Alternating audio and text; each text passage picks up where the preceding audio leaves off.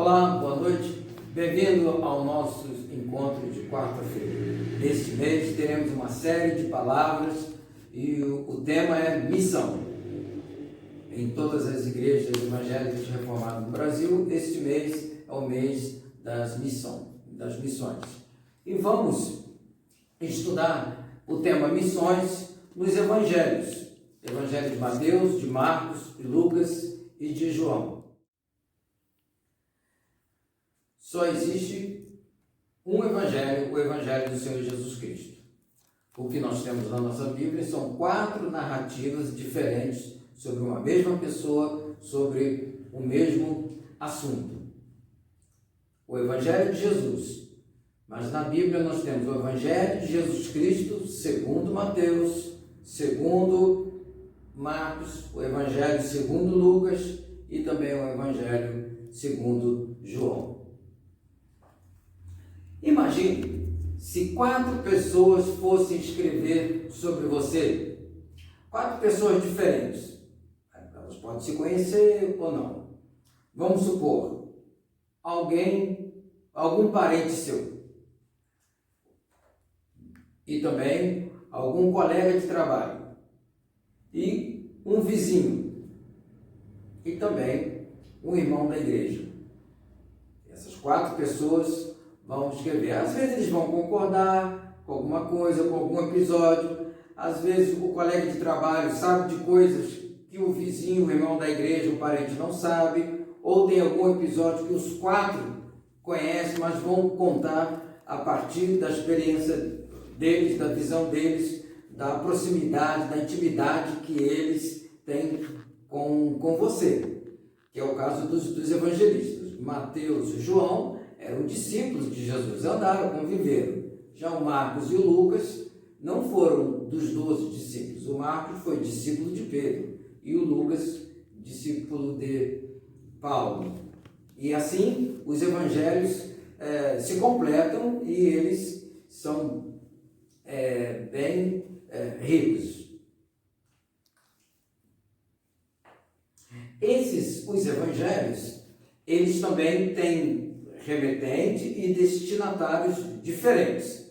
E, por exemplo, o Evangelho de Mateus, ele foi escrito primariamente para uma comunidade judaica. Então tem remetente e destinatário de um contexto judaico. O Evangelho de Marcos tem um remetente e destinatário numa comunidade latina. Foi escrito para um contexto romano, para a comunidade dos romanos. O Evangelho de Lucas, remetente e destinatários num contexto grego. E o de João, por conta dos seus textos, está sempre escrito, está sempre repetindo, para todo que crê, para todo aquele que crê, para todo que crê. Então, os estudiosos que fizeram esse quadro assim, eles já fizeram trabalho para a gente, nós não precisamos fazer isso.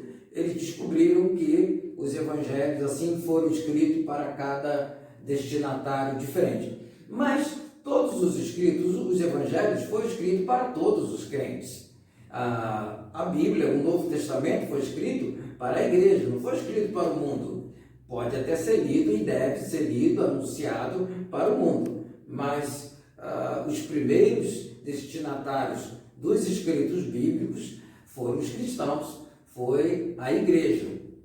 E o Evangelho de Mateus apresenta Jesus como rei, o Marcos apresenta Jesus como o servo, Lucas apresenta Jesus como filho do homem e João como filho de Deus. É interessante que só o Evangelho de Mateus e de Lucas que apresentam uma genealogia de Jesus. O Evangelho de Lucas já apresenta Jesus como servo, então o servo não precisa de apresentar dinastia, apresentar a sua justificativa, porque ele é o Salvador. O Evangelho de Mateus, né, tem a genealogia, porque todo rei, todo filho, todo descendente da dinastia precisa apresentar a sua justificativa, porque ele é rei. E assim, cada livro tem a sua ênfase, tem o seu apelo especial para os dias de hoje, tem o seu propósito final, que é anunciar o Evangelho. Você já deve ter ouvido alguém duvidando dos Evangelhos, por que não fala nada da infância de Jesus, por exemplo? Fala assim, fala que ele ia na sinagoga, fala que ele era carpinteiro, fala que ele é os seus parentes, cita alguma coisa, mas é importante saber que a intenção, o propósito de cada evangelista não é contar a vida de Jesus, é apresentar, é anunciar o Evangelho de Jesus, o ministério salvador de Jesus, quando Jesus veio cumprir a sua tarefa como Salvador do mundo. É importante também, para a gente entender os evangelhos, a nossa intenção desse mês é falar sobre a grande comissão, né? O estudo a vida missionária da igreja. Mas é importante a gente entender um pouco da geografia bíblica, a Terra Santa, aonde Jesus viveu. Aqui nós temos nesse mapa, né, as 3 regiões, todo crente tem que saber disso, tá? A região sul, a região central e a região norte.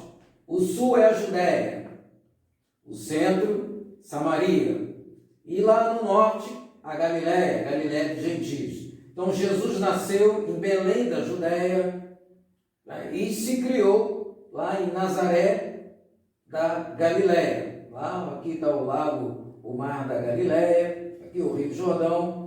E depois, em outros estudos, em outra oportunidade, nós vamos saber por que os judeus não se davam com os samaritanos, né? Veja que a Samaria está bem no centro, né? Então, para ir caminhar até a Galiléia, da Judéia para a Galiléia, tinha que passar pela Samaria, né? Aqui tem o mar, aqui tem deserto, mas eles davam uma volta danada para chegar onde ele queria. E Jesus passava pelo território dos samaritanos, conversava com os samaritanos, até elogiavam os samaritanos. Então é bom a gente compreender um pouco sobre a geografia bíblica, os lugares para onde Jesus passou. E vamos encerrar com esse quadro aqui, a grande comissão. A grande comissão, o chamado missionário, no final do seu ministério, depois que Jesus ressuscitou, ele está conversando com seus discípulos e vai comissioná-los. Então, cada evangelista apresentou esse chamado, esse ide missionário de Jesus de uma maneira. O Mateus, da sua maneira, porque apresentou Jesus durante todo o seu evangelho, a sua narrativa, como o rei vindouro, que devia de vir, o Messias, né?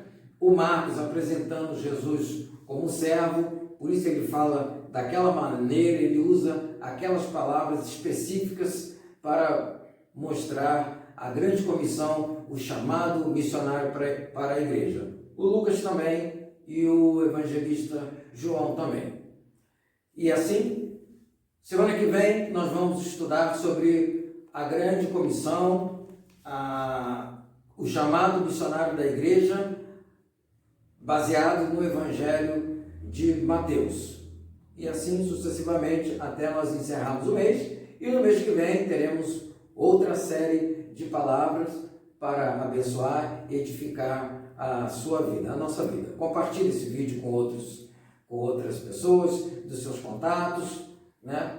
E sejamos todos abençoados. Pode se inscrever no nosso canal, né? Abençoa a nossa vida, clica lá no sininho, fica ligado e nós vamos viver muito bem.